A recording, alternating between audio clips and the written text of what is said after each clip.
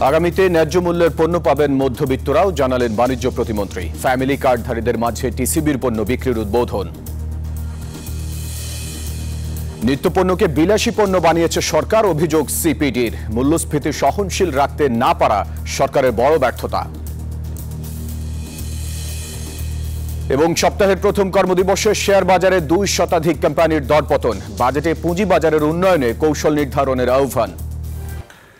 দর্শক আমন্ত্রণ, ব্যবসা বাণিজ্য আর অর্থনীতির সবশেষ খবর নিয়ে নিউজ 24 নিয়মিত আয়োজন পূবালী ব্যাংক পিএলসি বিজনেস এক্সপ্রেসে।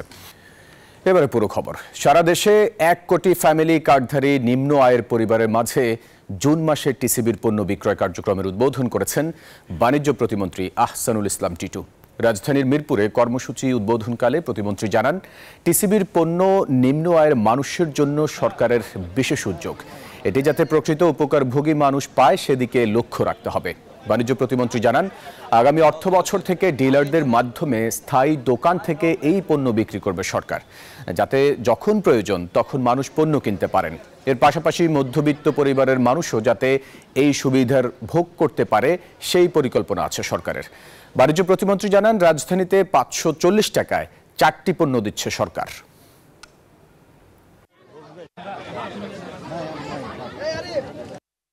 15-20 দিন চলতে পারি, তারপর আর কি কিনা খাইতে হয় বাইরে থেকে। তেলটা বা এই ডাইল এটা 1 মাস চলে যায় একটা ছোট ফ্যামিলি। পার্মানেন্ট যে আমাদের দোকানগুলি আমরা ডিলার হিসাবে দিব, তাদের মাধ্যমে মাননীয় প্রধানমন্ত্রী যদি আমাদেরকে অনুমতি দেয়, তাহলে অনেক পণ্য আমরা ন্যায্য মূল্যে মধ্যবিত্তের জন্য এই দোকানগুলিতে, আগে যেমন কস্কোর দোকান ছিল সেই রকম আমরা আবার টিসিবিকে অ্যাক্টিভেট করতে চাই। নিত্যপণ্য এখন বিলাসী পণ্যে পরিণত হয়েছে। মূল্যস্ফীতি সহনশীল পর্যায়ে রাখতে না পারা সরকারের বড় ব্যর্থতা, এসব মন্তব্য করেছে গবেষণা প্রতিষ্ঠান সিপিডি। রোববার বাংলাদেশের অর্থনীতির হালনাগাদ পরিস্থিতি নিয়ে আয়োজিত সংবাদ সম্মেলনে এসব কথা জানায় সংস্থাটি। সিপিডি জানায়, এদেশে ধনীদের চালের চেয়ে গরিবের চালের দাম বেশি বেড়েছে। গত 5.5 বছরে মোটা চালের দাম বেড়েছে 30%। অপেক্ষাকৃত বেশি মূল্যের মিনিকেট ও পাইজাম চালের দাম বেড়েছে যথাক্রমে 17 ও 18%। সংবাদ সম্মেলনে মূল প্রবন্ধ উপস্থাপন করেন প্রতিষ্ঠানটির গবেষণা পরিচালক খন্দকার গোলাম মুয়াজ্জেম। জানান, থাইল্যান্ড ও ভিয়েতনামের চেয়ে বাংলাদেশে চালের দাম বেশি। অনুষ্ঠানে উপস্থাপন করা মূল প্রবন্ধে 17টি দেশের মানুষের বার্ষিক মাথাপিছু জিডিপি এবং খাবারের পেছনে মাথাপিছু খরচের তুলনামূলক চিত্র তুলে ধরা হয়। এই বিষয়গুলোর উপরই আমরা গরিব মানুষের জন্য যে মোটা চাল, সেই মোটা চালের মূল্য বৃদ্ধিটি ধনী মানুষ বা অপেক্ষাকৃত মধ্যবিত্ত মানুষের যে চাল খেয়ে থাকে তার থেকে তাদের জায়গায় এই চালের মূল্য বৃদ্ধিটি বেশি। এবং সেই মূল্য বৃদ্ধিটি থাইল্যান্ড বা ভিয়েতনামের ক্ষেত্রে যদি আমরা বিবেচনা করি, তাদের থেকেও আমাদের এখানে এই মূল্য বৃদ্ধির প্রবণতাটি বেশি। সুতরাং এটা কোনোভাবেই আসলে মেনে নেওয়া যায় না যে আমাদের আয়ের সাথে সঙ্গতিহীনভাবে আমাদের খাদ্য ব্যয় বাড়ছে এবং তার ভুক্তভোগী হচ্ছেন গরিব এবং সাধারণ মানুষ। দর্শক, আবারও পতন দেখেছে দেশের পুঁজি বাজার। সপ্তাহের প্রথম কর্মদিবসে প্রধান শেয়ার বাজার ঢাকা স্টক এক্সচেঞ্জে 2% কোম্পানির দরপতন হয়েছে। এতে কমেছে সব মূল্য সূচক। রোববার ঢাকা স্টক এক্সচেঞ্জের প্রধান সূচক ডিএসইএক্স 18.29 পয়েন্ট হারিয়ে 5,233 পয়েন্টে নেমে এসেছে। পাশাপাশি কমেছে অপর 2 সূচকও। দিনভর এক্সচেঞ্জটিতে 349 কোটি টাকার শেয়ার ও ইউনিট হাতবদল হয়েছে, যা আগের কর্মদিবসের তুলনায় প্রায় 25 কোটি টাকা কম। এদিন লেনদেনে অংশ নেওয়া কোম্পানিগুলোর মধ্যে 219টির শেয়ারের দাম কমেছে, বেড়েছে 124টির। বাকি 48 কোম্পানির শেয়ারের দাম ছিল অপরিবর্তিত। অপর বাজার চট্টগ্রাম স্টক এক্সচেঞ্জের সার্বিক সূচক রোববার 52.50 পয়েন্ট হারিয়েছে। লেনদেন হয়েছে 87 কোটি 31 লাখ টাকার শেয়ার। 2024-25 অর্থ বছরের বাজেটে পুঁজিবাজারের গুণগত সম্প্রসারণ এবং টেকসই উন্নয়নের জন্য যথাযথ কৌশল নির্ধারণের আহ্বান জানিয়েছেন চট্টগ্রাম স্টক এক্সচেঞ্জের চেয়ারম্যান আসিফ ইব্রাহিম। দুপুরে চট্টগ্রাম স্টক এক্সচেঞ্জের হল রুমে সাংবাদিকদের সাথে মত বিনিময়কালে তিনি এসব কথা জানান। এ সময় সিএসির পরিচালক অবসরপ্রাপ্ত মেজর এমদাদুল ইসলাম, ব্যবস্থাপনা পরিচালক সাইফুর রহমান মজুমদার সহ অনেকেই উপস্থিত ছিলেন। এ সময় পুঁজিবাজারে তালিকাভুক্ত কোম্পানির সংখ্যা বাড়ানো, কার্যকর কর্পোরেট বন্ড মার্কেট চালু, বিনিয়োগ বাড়ানো সহ কমোডিটি এক্সচেঞ্জ চালু করার তাগিদ দেন বক্তারা।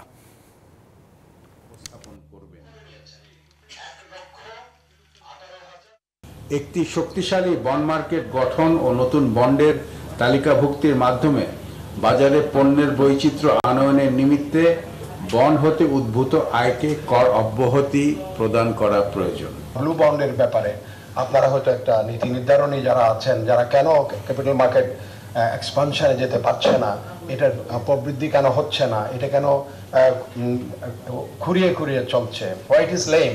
বাজেট কাঠামো যদি নীরব থাকে ক্যাপিটাল মার্কেট এক্সপানশনের ব্যাপারে, তাহলে ক্যাপিটাল মার্কেটের বর্তমান সংকট এবং আর্থিক কাঠামোর মধ্যে যে সংকট আছে সেখান থেকে উত্তরণ ঘটানো সম্ভব হবে না। চট্টগ্রামে ইসলামী ব্যাংকের লকার থেকে গ্রাহকের প্রায় 150 ভরি স্বর্ণালংকার গায়েবের অভিযোগ ভিত্তিহীন বলে দাবি করছে কর্তৃপক্ষ। রোববার ব্যাংকের senior vice president Nazrul Islam স্বাক্ষরিত এক বিবৃতিতে এই দাবি করে ব্যাংক কর্তৃপক্ষ। তাদের ভাষ্যমতে ব্যাংক লকার থেকে এই ধরনের চুরির কোনো সুযোগ নেই। এই ঘটনায় 3 সদস্যের তথ্য অনুসন্ধান কমিটি করেছে ব্যাংক কর্তৃপক্ষ বলেও বিবৃতিতে জানানো হয়। এর আগে গত বুধবার নগরের চকবাজার ইসলামী ব্যাংকের লকার থেকে 149 ভরি স্বর্ণালংকার গায়েবের অভিযোগ করেন রোকে আক্তার নামে এক গ্রাহক।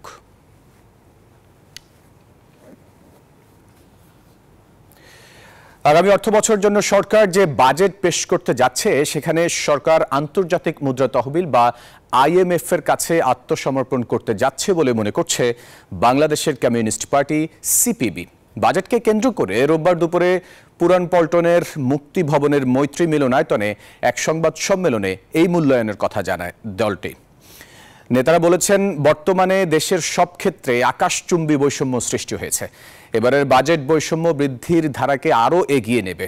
সংবাদ সম্মেলনে লিখিত বক্তব্য পাঠ করেন CPBর কেন্দ্রীয় কমিটির সদস্য অর্থনীতির অধ্যাপক MM Akash.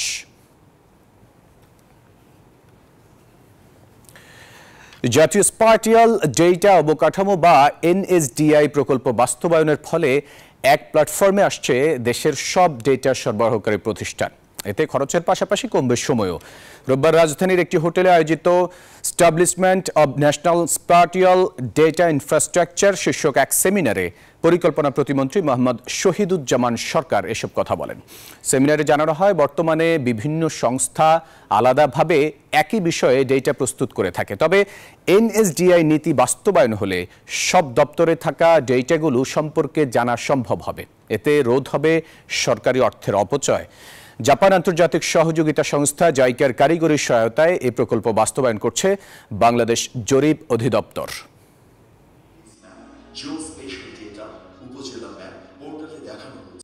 In our country, large quality of geospatial data is available with various public and private sectors, but lack of common platform for data sharing causes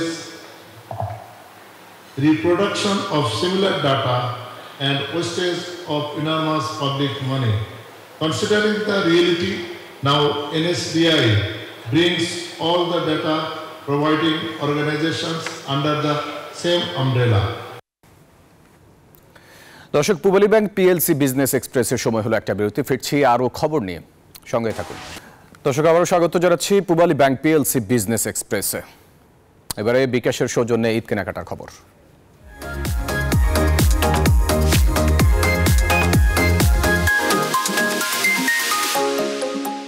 সবাইকে ঈদুল আজহার অগ্রিম শুভেচ্ছা। দর্শক, আপনাদের সবাইকে স্বাগত জানাই বিকাশের সৌজন্যে কেনাকাটার খবরে। আজ আমরা আছি রাজধানীর বসুন্ধরা সিটি শপিং কমপ্লেক্সের স্টাইল একর আউটলেটে। আমরা এখন ঈদের যেসব কালেকশন দেখতে পাচ্ছি, এখানে আছে বেশ কিছু সুন্দর সুন্দর সালোয়ার কামিজ দেখা যাচ্ছে, 3 পিস দেখা যাচ্ছে, বেশ রঙের এখানে ভ্যারিয়েন্ট আছে এবং আপনারা আপনাদের পছন্দ মতো যে যার পছন্দ মতো কেনাকাটা করতে পারবেন। এখানে আমরা বেশ কিছু সুন্দর সুন্দর কালেকশন দেখতে পাচ্ছি। কালো রং আছে, এখানে একটা আছে, তারপর একটা খুব সুন্দর জাম কালার রং আছে। তো আপনারা যারা ঈদে কেনাকাটা এখন শুরু করে দিয়েছেন ভালো কথা, যারা করে দেননি এখনও শুরু করে দিতে পারেন এবং সাথে আপনারা বিকাশে ক্যাশব্যাক পেতে চাইলে স্টাইল একোতে আপনাদেরকে শপিং করতে হবে। এটা খুবই ভালো, একটা খুবই ভালো অফার যে বিকাশে আমরা 10% ক্যাশব্যাক পাচ্ছি, সেজন্য স্টাইল একোতে আসা। থ্যাংক ইউ বিকাশ। বিকাশে এই স্টাইল একোতে কী কী ডিল দিচ্ছে তার সম্পর্কে আমরা জানবো এখানকার ম্যানেজার মোহাম্মদ ফাহিমের কাছ থেকে। আমাদের এখানে হচ্ছে বিকাশে যদি কোনো কাস্টমার পেমেন্ট করে সেখানে ইনস্ট্যান্ট 10% ক্যাশব্যাক পাবে এবং দিনে তা 100 টাকা এবং ক্যাম্পেইন চলাকালীন অবস্থায় সর্বোচ্চ 200 টাকা ক্যাশব্যাক পাবে। এই ঈদে দেশ জুড়ে কেনাকাটার ফুর্তি হবে শুধু বিকাশে, সাথে ডিসকাউন্ট কুপন, ইনস্ট্যান্ট ক্যাশব্যাক। দর্শক, এবারে জনপদে শিল্প ও বাণিজ্যের খবর। কোরবানির ঈদ উপলক্ষে রাজশাহী বিভাগের 8 জেলায় প্রস্তুত রয়েছে প্রায় 41 লাখ গবাদি পশু। চাহিদা মিটিয়ে রাজধানী সহ দেশের বিভিন্ন জায়গায় পাঠানো হবে এসব পশু। তবে গোখাদ্যের অস্বাভাবিক মূল্য বৃদ্ধির কারণে লাভ নিয়ে শঙ্কায় আছেন প্রান্তিক খামারিরা। অধিক লাভের আশায় পশুকে দ্রুত মোটা তাজাকরণ ইনজেকশন বা অস্বাস্থ্যকর খাবার খাওয়ালে ব্যবস্থা নেওয়ার কথা জানিয়েছে প্রাণী সম্পদ বিভাগ। রাজশাহী থেকে মতিউর মতুরজার পাঠানো তথ্য ছবিতে ডেস্ক রিপোর্ট। কোরবানির পশু বিক্রি করতে শেষ মুহূর্তের প্রস্তুতিতে ব্যস্ত সময় পার করছেন রাজশাহী বিভাগের 8 জেলার প্রান্তিক খামারিরা। ইতিমধ্যে বেচা বিক্রির হাঁকডাক শুরু হয়েছে খামারগুলোতে। খামারিরা বলছেন, এবছর গো খাবারের দাম বৃদ্ধি পাওয়ায় পশুপালনে ব্যয় বেড়েছে কয়েক গুণ। তাই দাম বেশি না পেলে লোকসানের আশঙ্কা করছেন তারা। আমাদের তো একটা টার্গেট আছে, যে টার্গেট অনুযায়ী বউ ছেলে লিয়ে দেখা যাচ্ছে যে বিক্রি করে আনন্দ ফুর্তি ভাবে আমরা দেখা যাচ্ছে বাজার হাট করে খাবো, ঈদটা করবো, কিন্তু সেই অনুযায়ী তো হয়েছে না। দেখা যায় খরচের দিকে হয়ে গেল বেশি, কিন্তু গরুর দাম দিক দিয়ে কম। গরুর যে খাওয়ার দাম, সে পরিমাণ আমরা গরুর দাম পাই না। গরু যদি দাম যদি না পাই তাহলে তো আমরা মরে শেষ হয়ে যাবো। প্রাণী সম্পদ অধিদপ্তর জানিয়েছে 8 জেলায় 25 লাখ পশুর চাহিদার বিপরীতে প্রস্তুত রয়েছে প্রায় 41 লাখ। বাকি 16 লাখ দেশের বিভিন্ন জেলায় পাঠানো হবে। আমরা সময় সময় মোবাইল কোর্ট পরিচালনা করি এবং খামারিদের লিফলেটের মাধ্যমে আমরা লিফলেট প্রদান সহ খামার ভিজিটের মাধ্যমে আমরা তাদের সচেতন করছি এবং এগুলো আমরা আসলে আমাদের নজরদারিতে রাখছি। কোরবানির পশু বিক্রিতে মধ্যস্বত্বভোগীদের দৌরাত্ম্য বন্ধ করে খামারি ও ক্রেতাদেরও ন্যায্য মূল্য নিশ্চিত করার দাবি সংশ্লিষ্টদের। Desk report, news 24। দর্শক, এই ছিল বিজনেস এক্সপ্রেসের এখনকার আয়োজন। এতক্ষণ সাথে থাকায় ধন্যবাদ সবাইকে।